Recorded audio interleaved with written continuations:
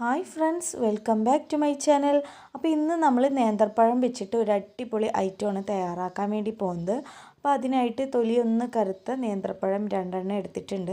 അതിപ്പോൾ ഞാൻ ഇഡലി പാത്രത്തിൽ വെച്ചിട്ട് ഒന്ന് ആവിക്ക് വെച്ചിട്ട് വേവിച്ചെടുക്കുകയാണ്. അപ്പോൾ നിങ്ങൾ ഇതുപോലെ തൊലിയൊക്കെ കറുത്ത് പോയ നേന്ത്രപ്പഴം ഉണ്ടെങ്കിൽ അത് വെച്ചിട്ട് ചെയ്തെടുക്കാൻ പറ്റുന്ന ഒരു അടിപൊളി ഐറ്റമാണ് കേട്ടോ. അപ്പോൾ എന്തായാലും ഒന്ന് ട്രൈ ചെയ്ത് നോക്കുക. അപ്പോൾ ഇതാ ഈ വെന്ത് വന്ന പഴത്തിൻ്റെ തോലൊന്ന് കളഞ്ഞെടുക്കണം. അപ്പോൾ ഞാനിപ്പോൾ ഒരു 2 എടുത്തിട്ടുള്ളത്. നിങ്ങൾക്ക് അതിൽ കൂടുതൽ വേണമെങ്കിൽ അതിൽ കൂടുതൽ എടുക്കാം കേട്ടോ. അപ്പോൾ ഞാൻ 2ൻ്റെയും തോല് കളഞ്ഞെടുത്തിട്ടുണ്ട്. ഇനി ഇതൊന്ന് കട്ട് ചെയ്ത് കൊടുക്കുന്നുണ്ട്. അപ്പോൾ ഈ ചൂടോടെ തന്നെ തൊലി കളഞ്ഞ് നമ്മൾ കട്ട് ചെയ്ത് എടുക്കണം. എന്നിട്ട് ഇത് മിക്സിൻ്റെ ജാറിലിട്ട് നല്ല പേസ്റ്റ് പോലെ തന്നെ അരച്ചെടുക്കണം. വെള്ളമൊന്നും ചേർത്ത് കൊടുക്കരുത്. ഇനി ഞാൻ കുറച്ച് ശർക്കര കുറച്ച് വെള്ളം ഒന്ന് ഒഴിച്ചിട്ട് ഒന്ന് മെൽറ്റ് ചെയ്തെടുക്കുന്നുണ്ട്. ഇനി ഈ ശർക്കര പനി ഞാൻ ഇപ്പോൾ ഒന്ന് മാറ്റി വെക്കുന്നുണ്ട്. ഇനി ഞാനൊരു ബൗൾ എടുത്തിട്ടുണ്ട്. അതിലേക്ക് നമ്മൾ നേരത്തെ വേവിച്ച് മിക്സിയിൽ അടിച്ചെടുത്ത നേന്ത്രപ്പഴം ഉണ്ടല്ലോ, അതാണ് ഇപ്പോൾ ഞാൻ ഈ ബൗളിലേക്ക് ഇട്ട് കൊടുക്കുന്നത്. ഇനി ഇതിലേക്ക് ഞാൻ ചേർത്ത് കൊടുക്കുന്നത് പാകത്തിനുള്ള ഉപ്പാണ്. അപ്പോൾ കുറച്ച് ഉപ്പ് ചേർത്ത് കൊടുക്കുന്നുണ്ട്. ഇനി ഉപ്പ് ചേർത്ത് കൊടുത്തിട്ട് നല്ലോണം ഒന്ന് പഴത്തിൽ ഉപ്പ് പിടിക്കുന്ന വരെ ഒന്ന് മിക്സ് ചെയ്ത് കൊടുക്കുക. ഇനി ഇതിൽ നമ്മൾ ചേർത്ത് കൊടുക്കാൻ പോകുന്നത് അരിപ്പൊടിയാണ്.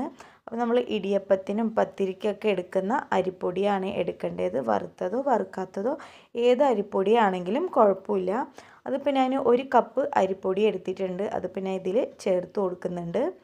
ഇനി ഇതിൽ ചേർത്ത് കൊടുത്ത ശേഷം നന്നായിട്ടൊന്ന് മിക്സ് ചെയ്ത് എടുക്കുക. നമ്മൾ കൈ വെച്ച് തന്നെ മിക്സ് ചെയ്ത് എടുക്കണം, എന്നാലാണ് ഇത് മിക്സായി വരുള്ളൂ. അപ്പോൾ കൈ വെച്ച് നന്നായി ഒന്ന് കുഴച്ചെടുക്കുക. അപ്പോൾ ആ പഴമൊക്കെ അതപ്പോൾ മാവിൽ ഞാൻ നന്നായി ഒന്ന് മിക്സ് ചെയ്ത് എടുത്തിട്ടുണ്ട്. ഇനി ഇതിലേക്ക് ചേർത്ത് കൊടുക്കാൻ പോകുന്നത് നമ്മൾ നേരത്തെ ഉരുക്കി വെച്ച ശർക്കര ഉണ്ടല്ലോ, അതാണ്. അപ്പോൾ അത് ഞാൻ കുറച്ചായി ചേർത്ത് കൊടുത്തിട്ട് ഒന്ന് കുഴച്ചെടുക്കുന്നുണ്ട്. ഇപ്പോൾ അതാ ഞാൻ കുഴച്ചെടുത്തിട്ടുണ്ട്. അപ്പോൾ നിങ്ങൾ ശർക്കര വെള്ളം ചേർത്ത് കൊടുക്കുമ്പോൾ പാകത്തിന് നോക്കി കുറച്ചായി ഒഴിച്ചു കൊടുക്കുക.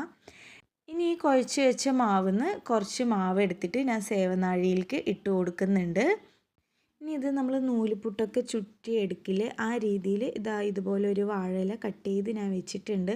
നിങ്ങളുടെ കയ്യിൽ വാഴയില ഇല്ലെങ്കിൽ ഇടിയപ്പത്തിൻ്റെയൊക്കെ തട്ടുണ്ടാവുമല്ലോ, അതിൽ കുറച്ച് ഓയിലൊന്ന് തേച്ച് കൊടുത്തിട്ട് ചുറ്റി കൊടുത്താലും മതി.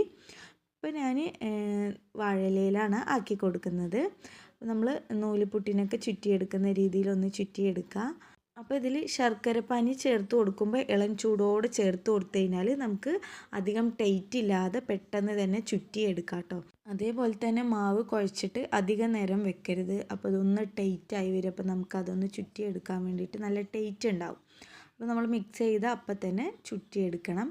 പിന്നെ ഇതിൻ്റെ സെൻറ്ററിലായിട്ട് ഞാൻ തേങ്ങ ചിരവിയതും കൂടെ വെച്ച് കൊടുക്കുന്നുണ്ട്. അപ്പോൾ നമുക്കത് വെന്ത് വന്നു കഴിഞ്ഞാൽ കറിയൊന്നും ഇല്ലാതെ തന്നെ ആ തേങ്ങ കൂട്ടി കഴിക്കാൻ നല്ല ടേസ്റ്റാണ് കേട്ടോ. അപ്പോൾ തൊലി കറുത്ത് പോയ പഴമൊക്കെ ചിലർ പെട്ടെന്ന് ഒഴിവാക്കും. അപ്പോൾ ഇതുപോലെയൊക്കെ ചെയ്ത് കൊടുക്കുകയാണെങ്കിൽ കുട്ടികൾക്കും കൂടെ നല്ല ഹെൽത്തിയാണ്, നമുക്കും കഴിക്കാൻ നല്ല ഹെൽത്തിയാണ്. നമ്മൾ ആവിയിൽ വേവിച്ചെടുക്കുന്നത് കൊണ്ട് തന്നെ കഴിക്കാൻ നല്ല ഹെൽത്തി ആയിട്ടുള്ള പലഹാരം കൂടിയാണ്. മധുരം കഴിക്കാൻ പറ്റാത്തവരാണെങ്കിൽ ശർക്കര വെള്ളത്തിന് പകരം ഇളം ചൂടുള്ള വെള്ളം ചേർത്ത് കൊടുത്താലും മതി. ഇനിയിപ്പോൾ ഇത് ഞാൻ ഇഡലി തട്ടിൽ ആവി കയറ്റി വെക്കാൻ വേണ്ടി പോവുകയാണ്. ഇപ്പം ഞാനൊരു 2 ആവിക്ക് വെക്കുന്നുണ്ട്. 2 വെച്ച് കൊടുക്കുന്നുണ്ട്.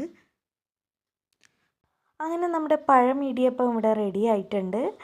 കഴിക്കാനായിട്ട് നല്ല സോഫ്റ്റാണ്. അതേപോലെ തന്നെ ഈ ചൂടോടെയാണ് കഴിക്കേണ്ടത് കേട്ടോ, അപ്പോഴാണ് നല്ല ടേസ്റ്റ് ഉണ്ടാവുക.